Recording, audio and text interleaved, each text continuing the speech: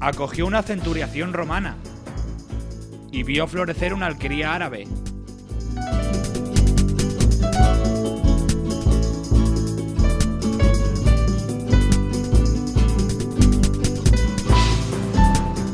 Nos abasteció de agua durante milenios.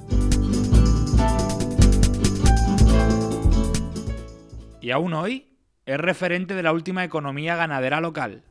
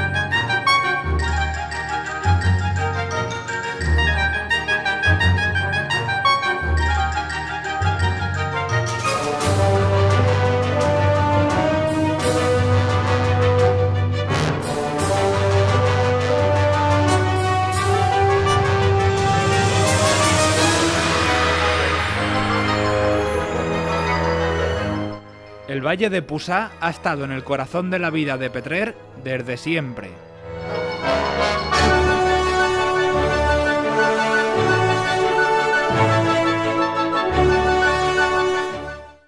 Pusá es uno de los valles más fértiles que tiene lo que es el término municipal de Petrer. Ahí ya desde época, seguramente desde época prehistórica, pero con toda seguridad ya desde época romana y islámica, lo que era el valle ya estuvo poblado. Ya allí es donde las personas que vivían en Pusá, sobre todo en época islámica, en la alquería, ya pusieron en explotación todo lo que eran las tierras de alrededor, también por eso, para obtener una actividad agropecuaria. Hablamos básicamente de lo que es, aunque hay poblamiento romano, que se sabe por restos que el grupo arqueológico Damaso Navarro encontró en los años 60 y 70 y en prospecciones que se han hecho posteriormente, sí que sabemos que la ocupación más importante de época histórica que tenemos en el valle de Pusá es la islámica. Con todo en una zona concreta que es el centro del valle, donde en unos bancales, también unos bancales agrícolas, en los años 60 ya se encontraron las yeserías que tengo a mis espaldas. El grupo arqueológico se las encontró, que son unas yeserías excepcionales, porque prácticamente en toda la provincia de Alicante no tenemos otras iguales. Una es un friso así decorado con un motivo geométrico parecido al del mosaico romano que apareció aquí en Villa Petraria, y también tenemos un fragmento fundamento de una moldura de unos arcos polilobulados. Entonces nos está hablando de una mansión, una alquería, una vivienda agrícola de bastante prestigio, ¿vale? La persona que viviría en esta alquería, que para hacernos una idea, una alquería es como una casa de campo, una finca que tenían en época musulmana allí en esa zona para poner en explotación lo que eran los recursos agrícolas. Y entonces la riqueza de las yeserías nos informa que las personas que vivían allí pues eran unas personas también de importancia. Lo que sabemos de Pusa es que posteriormente a lo que es la ocupación islámica, después ya con la repoblación contra los expulsión de los moriscos, con la repoblación cristiana que se hizo en el siglo XVII y en los siglos posteriores, claro, ya la ocupación del valle ya fue mucho más importante. Allí tenemos caseríos y tenemos casas de campo que también ya tienen una cronología de varios siglos de antigüedad. También se hizo lo que era la mina de Pusa, que es una de las fuentes principales de abastecimiento de agua a lo que era la población de Petrer. Entonces esa Sabina Asins, que es una investigadora de Valencia, Mari Carmen Rico, la cronista de Petrer, también ha hecho, y Concha Navarro también, han hecho estudios también de la población morisca y de la posterior. También en lo que nos están informando es que desde, primero seguramente de época romana, sobre todo época islámica, y en los siglos posteriores, donde se ha aprovechado excepcionalmente lo que es la riqueza agrícola que tenía lo que es el Valle de Pusa, como una de las zonas más importantes de potencia agrícola que tiene lo que es el término municipal de Petrer. Y eso todavía se ve reflejado cuando vas caminando, vas paseando o vas por lo que es el Valle de Pusa. Entonces está diseminado por distintas casas de campo de función agrícola en los siglos XVII, sobre todo XVIII y XIX, y ahora también casas de segunda residencia que también se pueden observar allí.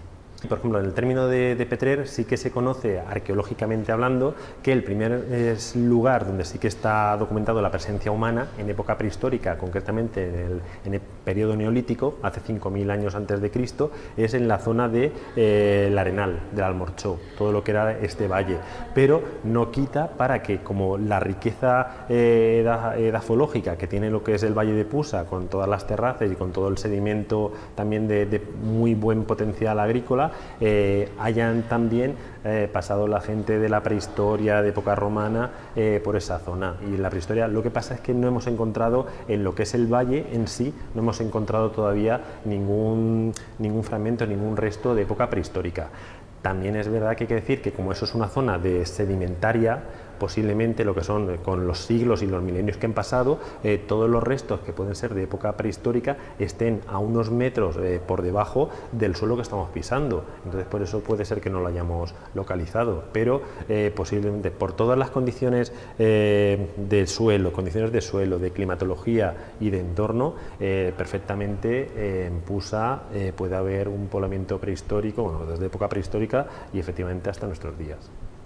Claro, el candil, la importancia que tiene son, bueno, por dos criterios. Uno, el cronológico, lo que es la antigüedad que tiene la pieza, y el otro por el buen estado de conservación con la que ha llegado hasta el museo. Si os fijáis también lo que es la pieza, es un candil. Terminológicamente le llamamos de piquera. La piquera es la parte delantera que tiene lo que es la pieza, que por ahí es donde se pondría lo que era el aceite. Esto es una pieza para iluminar, es concretamente del siglo XII, de época musulmana, también justo donde se encontró, en la zona donde debe estar la alquería de Pusa, ¿vale? También en los bancales estos que está aquí en esta zona, y eso es Francisco Bernabéu, vecino de Petrer, que también tiene allí tierras en el Valle de Pusa, que la está poniendo también en explotación, en superficie al lado de un árbol, cuando estaba haciendo labores agrícolas, primero encontró media pieza y unos días después encontró la pieza que faltaba. Para que la pieza esté completa, para lo que es el candil, que es como dijéramos un candil es una pieza para iluminar, como si fuera una lucerna romana. Para que estuviera completa la pieza, tenemos aquí un dibujo en el que tenemos un asa y lo que es la boca. Por la boca también tendremos ahí lo que es el aceite que se echaba en la piquera, y cogemos una mecha. La mecha, también hecha con hilo, con hebra, con una materia seguramente vegetal, se iluminaba, y entonces eso servía para iluminar las habitaciones de la alquería. hasta cuándo estuvo la alquería de Pusa, porque hemos hablado por las prospecciones arqueológicas realizadas tanto por el grupo arqueológico como por la arqueóloga Concha Navarro, sabemos que empieza en el siglo XI, en época de califal, cuando ya está Medina Zara, en época de Medina Zara, con el califato de Córdoba, o del primer momento de las guerras de los reinos taifas. Después también, eso es el siglo XI, y por los materiales que tenemos, a mediados del siglo XIII, ya con la conquista cristiana, Pusa, la alquería de Pusa, la importante alquería de Pusa, deja de existir.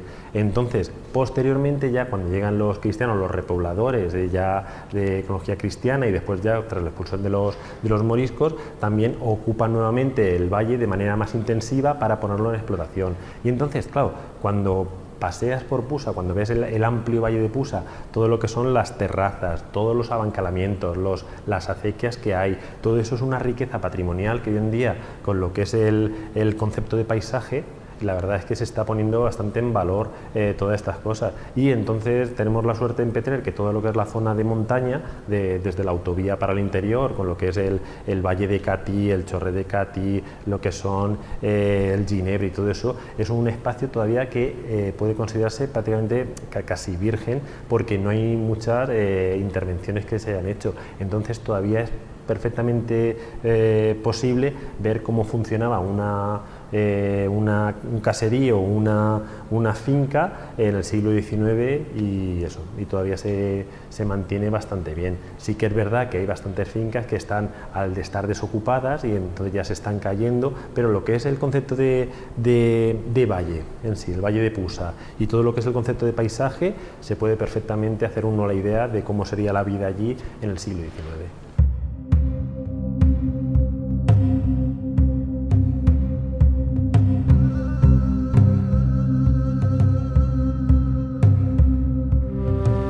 Donde hay vida hay agua, o viceversa. La mina de Pusa ha sido aprovechada por los petrerís desde tiempo inmemorial, conectando en su manantial siglos de historia.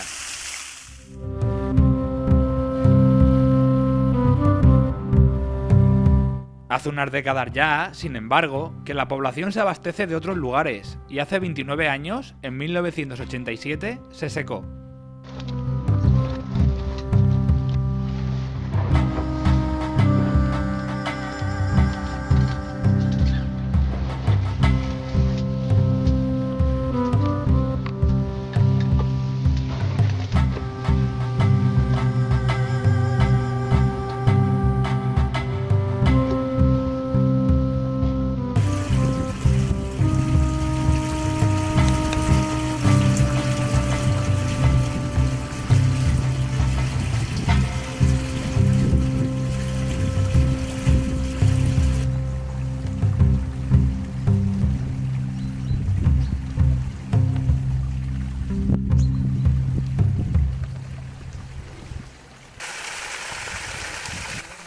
Por sorpresa y para algarabía de todos, el agua volvió a brotar en 2013.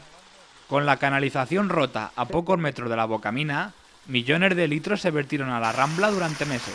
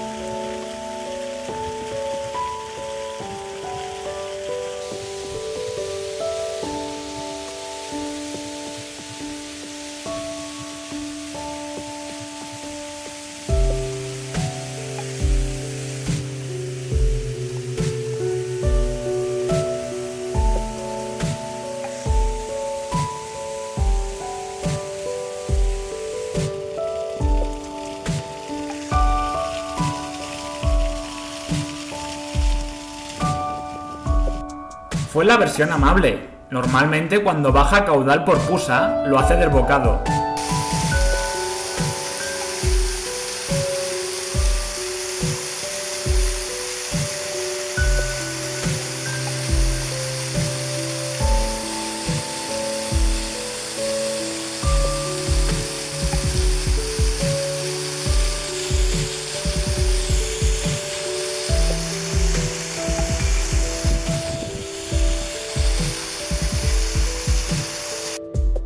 Ha habido decenas de riadas históricas. Cada generación, de hecho, tiene la suya.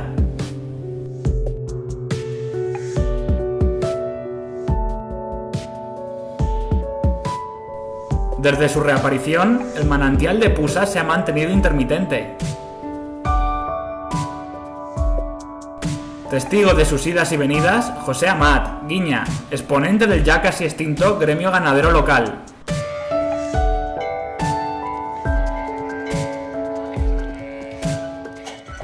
Este año, por la sequía, ha tenido que desplazar su rebaño, en una suerte de trashumancia local.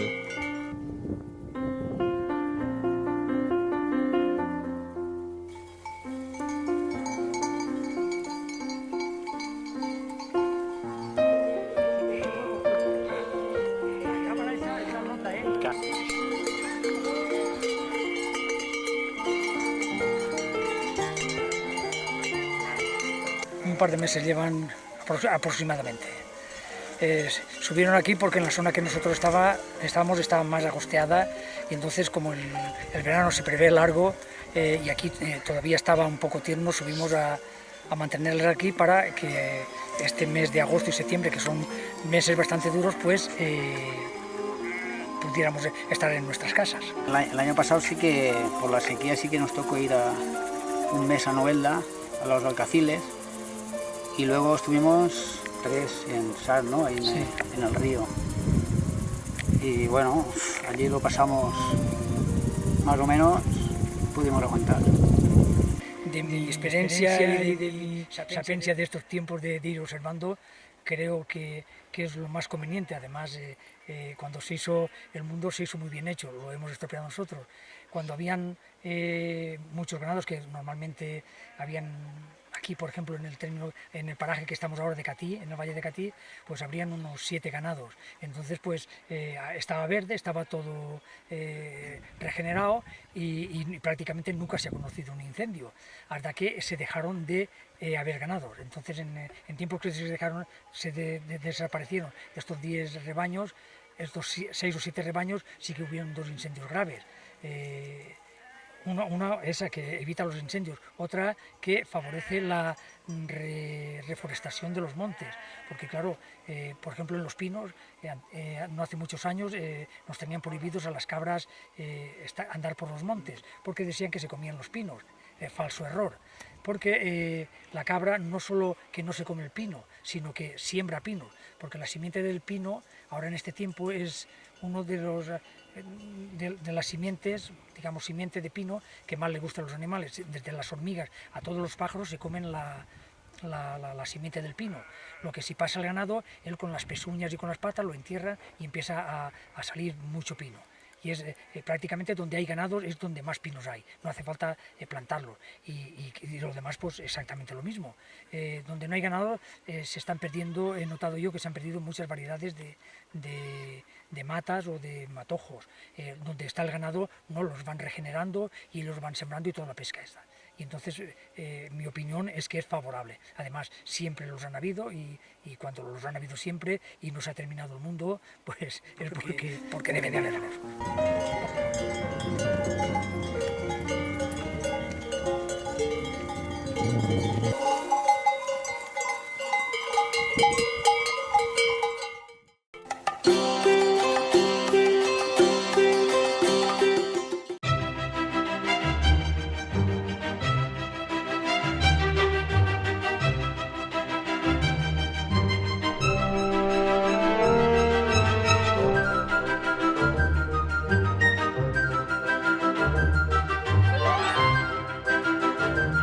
Bueno, pues nos encontramos en la Casa del Esquinal. Vamos a empezar una ruta de alrededor de hora y media en la que bueno, vamos a atravesar pues, uno de los últimos parajes en producción de Petrer, y estamos aquí por dos motivos. El primero, bueno, pues para reconocer esa herencia agrícola, campesina, ganadera tradicional, ¿no? Pues a partir de los recursos que pensamos, bueno, pues es un entorno que todavía conserva, ¿no? Este entorno del Esquinal, Casa Castalla. Son 3 fincas que se han mantenido relativamente en producción durante las últimas décadas y que conservan pues, bueno, esa esencia del medio rural de Petrer y Castalla. Ese es el primer motivo. El segundo motivo, bueno, de alguna manera, tanto mi tío Pascual como yo, pues nos hemos criado aquí, él en los años 20 y 30, un poco más tarde, en los años 50, 60, y yo en los años 80, 90, y hemos visto, por de alguna manera, también pues ese declive, que no lo ha sido tanto, pues de la vida rural. Y bueno, estamos en un elemento muy representativo, ¿no? de todo este entorno, que es el aljibe o la cisterna del Esquinal, ¿no? Pues bueno, como gran elemento hidráulico, ¿no? Siempre el agua ha sido, digamos, el elemento principal a la hora de desarrollar pues, la actividad agrícola y ganadera, y bueno, pues yo no he llegado a verlo esto en vida, ¿no? Pero bueno, tal vez mi tío sí que pueda recordar pues, cuando venían aquí a brevar pues, todos los ganados y los animales de aquí, de las fincas del entorno. Pues bien, yo quería comentar también, a raíz de lo que ha dicho mi sobrino Javi, es que pues en estas fincas antiguamente, como se sabe, son fincas que son de secano y había que aprovechar todas las condiciones que se tenían para poder, cuando teníamos los inviernos que lluvia, que por lo menos llovía más que ahora, se aprovechaba todo este tipo de agua para almacenarla de cara pues, a poder subsistir durante todo el año. Y en este caso, tanto esta casa del Esquinal como el aljibe que es monumental, este aljibe, pues se llenaban a rebosar y podían aguantar pues prácticamente todo el año para alimentar, para dar agua a los animales, el ganado, las caballerías, incluso para el consumo humano de las casas. Y bueno, por decir simplemente que es el aljibe más grande del término municipal de Petrer, y si tuviésemos 1 metro, pues seguramente calcularíamos unos 15 metros de longitud por 5 metros de amplitud y unos 4 metros de profundo, lo que hacen pues que pueda almacenar en su tiempo pues hasta 300 metros cúbicos de agua. Yo recuerdo hace unos 20 años pues que bueno, vi cómo se limpiaba este aljibe, seguramente por última vez, y bueno, por alguna manera pues es una lástima que se mantenga pues una estructura tan buen estado de conservación y que sin embargo pues ya no tenga funcionalidad. Y en cierto modo pues va a ser un reflejo de todo lo que vamos a ver pues a lo largo de esta ruta, ¿no? Pues cómo se mantiene la parte física, pero la parte humana es la que ya empieza a fallar, y es donde pues tal vez deberíamos empezar a buscar soluciones para que todo este maravilloso entorno se mantuviera.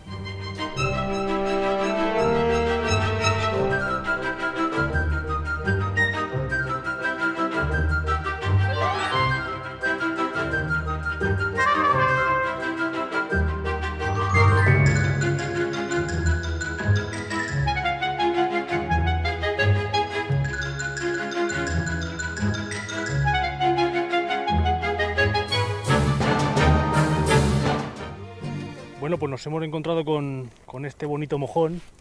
A lo largo del recorrido pasaremos por varios mojones, unos pues serán del término municipal. Hemos comentado, ¿no?, que estamos en el tránsito de Petrer a Castalla, y también nos vamos a encontrar con muchos mojones de este tipo. Como hemos comentado al principio, bueno, pues estamos pisando una gran finca, ¿no?, de finales del siglo XIX, que empezó a ponerse en la producción que más o menos se mantiene hasta el momento. Y pues de alguna manera, para delimitar las fincas, antiguamente pues se utilizaban estos grandes mojones, ¿vale? Hablamos de grandes fincas, grandes mojones. Entonces bueno, pues no existían los modernos cercados metálicos, y los propietarios pues bueno, para delimitar su propiedad y el terreno sobre el que tenían potestad, bueno, pues marcaban el terreno con este tipo de mojones. Es un elemento muy importante en las fincas tradicionales, ¿vale? Como también lo son pues caminos como el que estamos atravesando, que era bueno, para acceder a las tierras de cultivo, para acceder a los montes.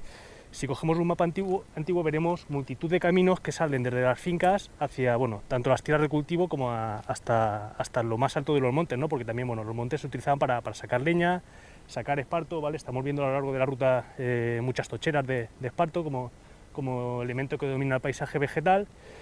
Y bueno, luego ya a nivel de espacio agrario, pues por suerte estamos encontrando una finca todavía en una explotación bastante intensa, donde encontramos principalmente olivos.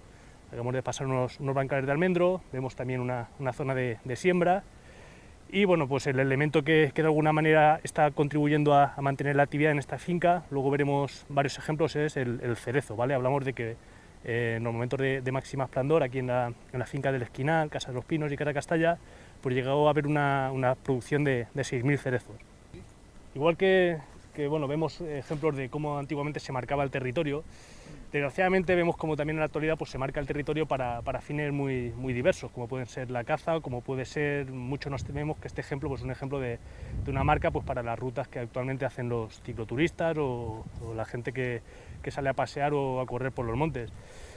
Nos parece bien, ¿no?, que de alguna manera pues, se marquen esos caminos, que la gente pues, pueda acceder a la montaña, pero también se debería llevar mucho cuidado a la hora bueno, pues de dañar de alguna manera pues, los elementos tradicionales del paisaje con este tipo de pintadas que bueno, pueden ser tanto a mojones históricos o a pinos o bueno, incluso a construcciones más potentes.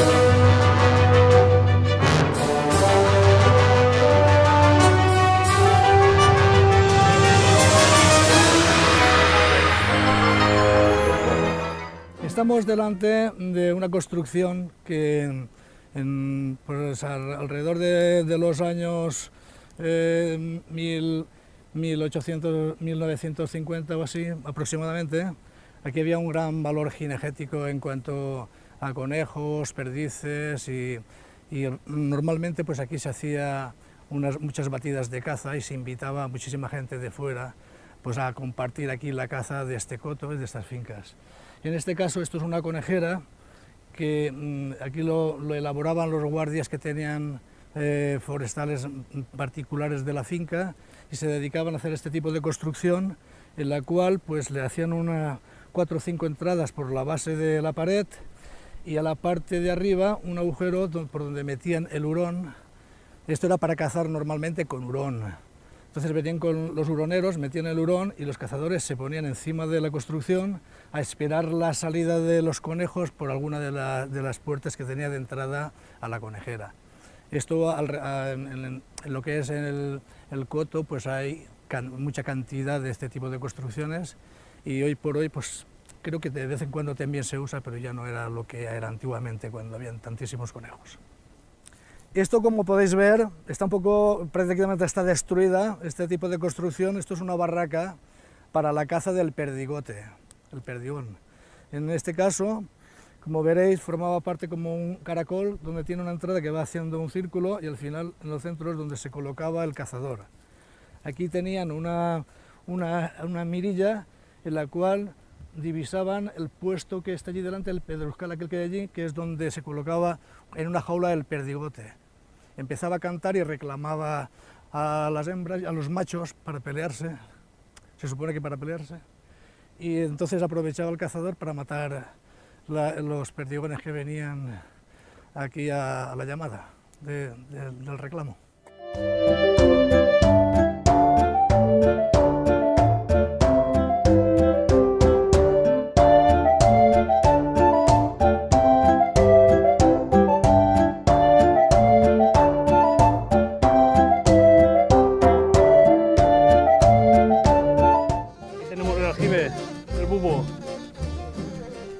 Que era el agua antiguamente, aquí tenemos el aljibe que recogía pues toda la escorrentía de la solana del Morro Gros o la solana del Bubo que se dice.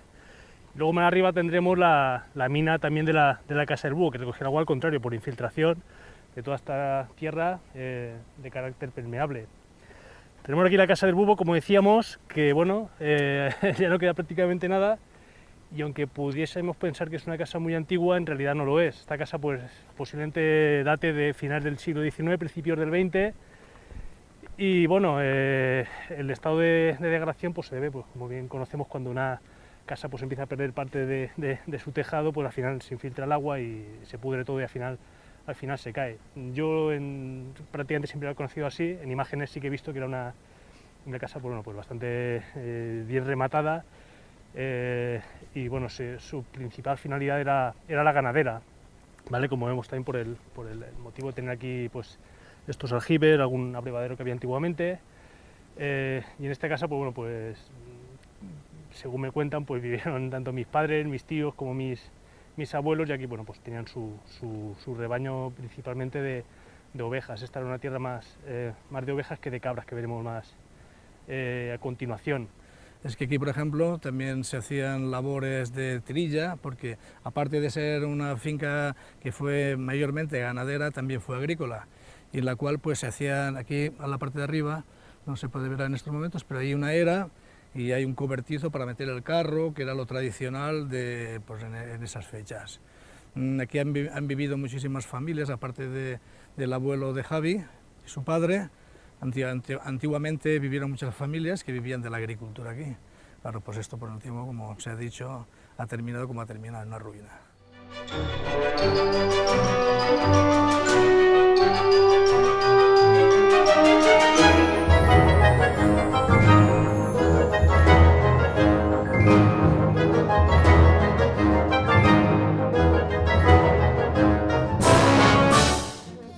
Esta especie de cueva es una mina que en su día se hizo una prospección aquí para intentar a ver si podían conseguir sacar agua de nacimiento.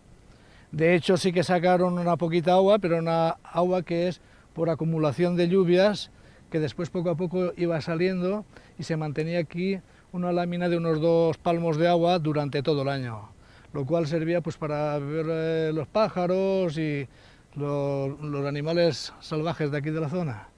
Esto normalmente se ha mantenido con agua casi siempre, pero ahora como estamos padeciendo este tiempo, este clima que no llueve, pues poco a poco se ha ido secando y de momento no tiene agua.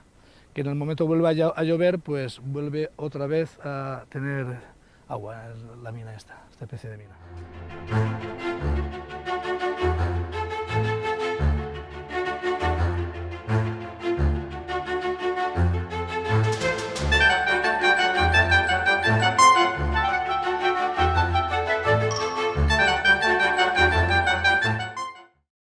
Bueno, pues hemos llegado al punto central de nuestra ruta. Estamos en el llamado Alté des Xics.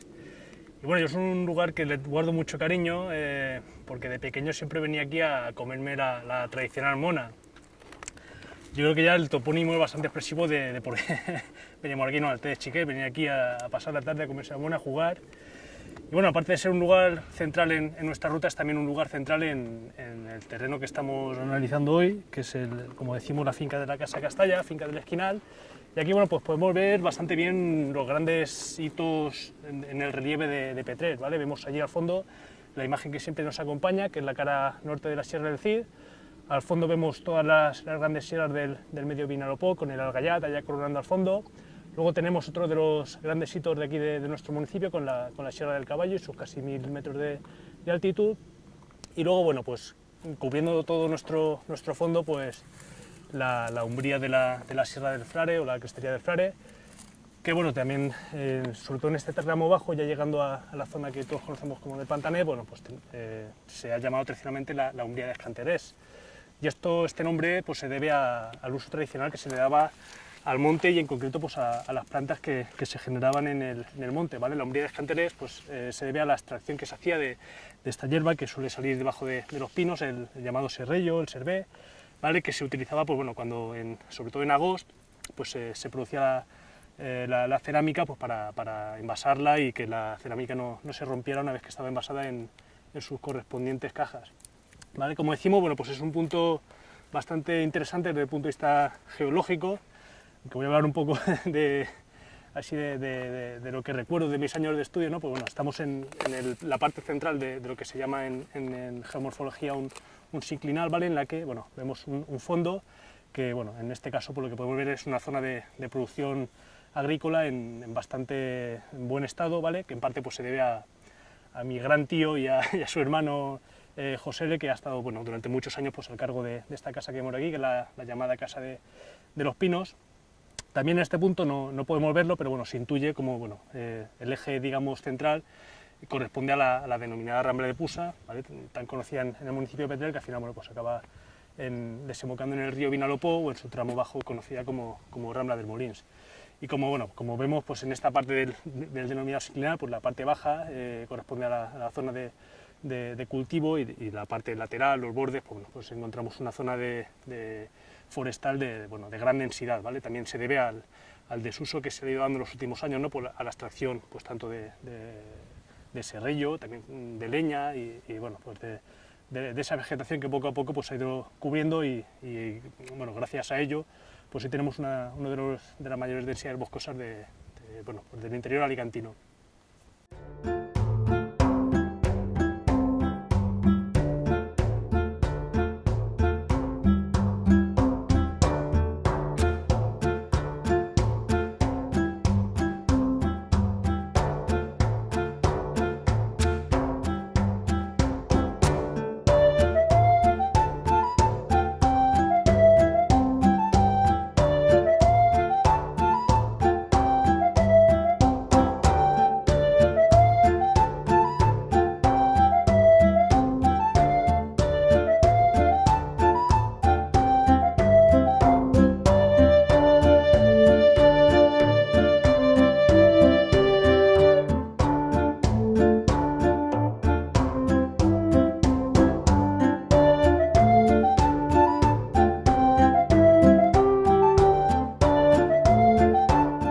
Acabamos de llegar al Tros de Castalla y bueno, pues esta denominación es muy simple.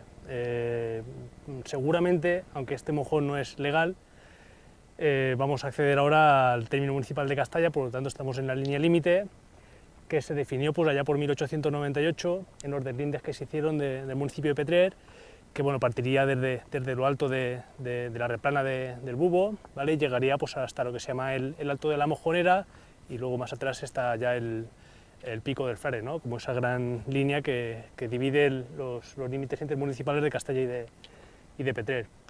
Como decía, bueno, pues este es el Tros de Castalla y fue una de las últimas zonas de cultivo que, digamos, se desfondó en la finca de la Casa Castalla, ¿vale? Según me contaba mi abuela, pues allá por los años 30, 40, después de la Guerra Civil, ¿vale? Pues vinieron unos hacedores de bancales de Castalla y bueno, pues contribuyeron a desfondar estas grandes piezas que bueno, pues hoy encontramos todavía en buen estado de cultivo de almendro y de cereal.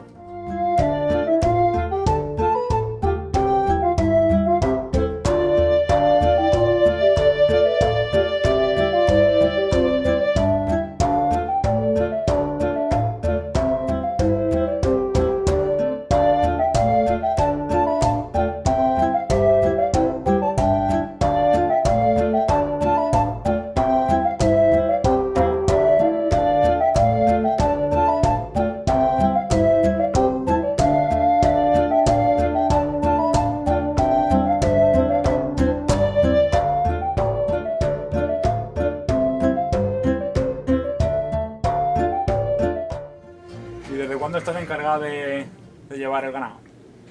Pues desde que nací. Lo que pasa es que lo he ido alternando con los zapatos.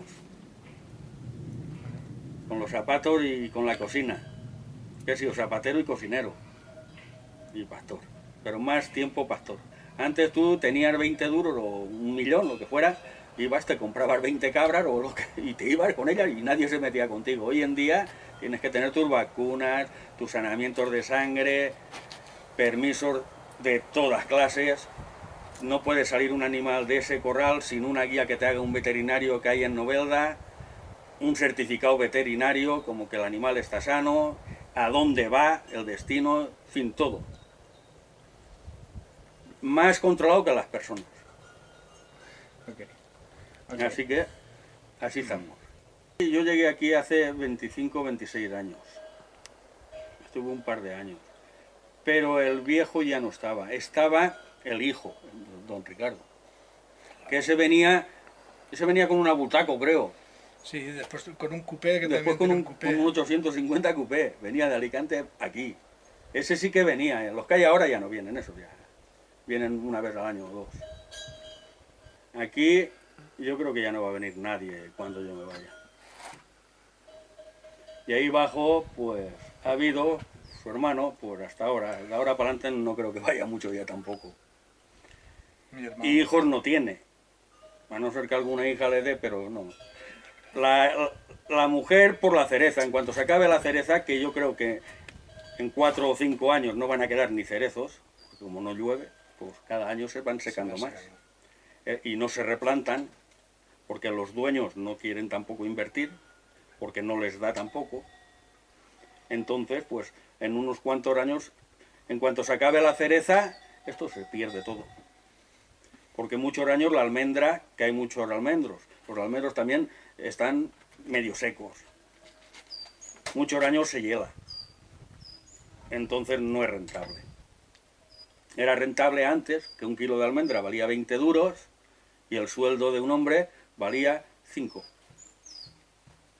Entonces, claro, el dueño ganaba. Pero hoy es al revés. El kilo de almendra sigue valiendo 20 duros, pero un hombre por menos de 50 euros al día no lo tienes. Ahora mismo se está pagando la carne al mismo precio que hace 30 años.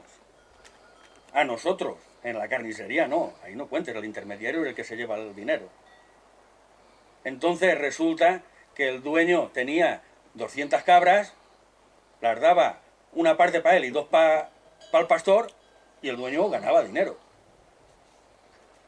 Entonces resulta que ahora tú tienes 200 cabras y no sacas ni tu sueldo. Entonces, pues, no es rentable. No, transhumancia aquí se hace pues como hace su padre, se va ahí a Catí, que son 10 kilómetros, o ahí a Novelda, que se fue el año pasado, pero que transhumancia de esos de cuando bajaban los serranos de Cuenca, aquí a Novelda, a Las Viñas y todo eso, eso ya no se hace. Hoy en día coges un camión, metes el ganado dentro y en el mismo día está en el sitio. Aparte de que las veredas casi que ya no existen. Se la han comido toda la gente. Agorero, que eres un agorero. Bueno, mononem ya.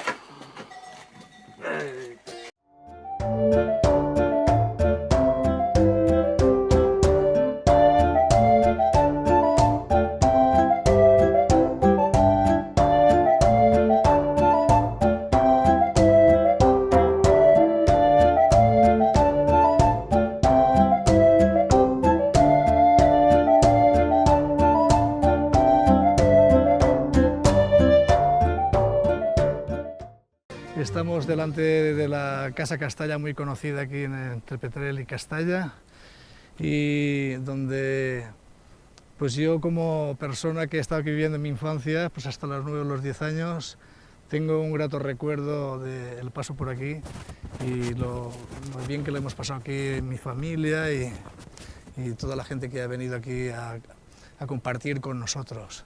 Sí, esta casa se autoabastecía con el agua propia de los aljibes de lluvia. De hecho, tiene 2 aljibes de arrastre, uno como este y otro que está en la parte de arriba de la casa, en la parte norte. Y después, dentro de la misma casa, también habían 2 aljibes más, que se llenaban también con el agua del tejado.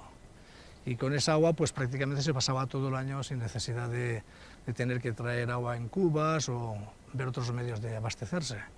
De hecho, podemos decir también que en esta casa no solamente es una casa, sino que aparte había una casa que era para el pastor, que había un rebaño de ovejas y bastante importante, y después había una casa para las personas que trabajaban aquí a sueldo, que venían del pueblo, y bueno, pues venían aquí y venían para toda la semana, porque claro, no se podían desplazar al pueblo y venir todos los días, entonces tenían aquí una casa para instalarse y pasar toda la semana aquí.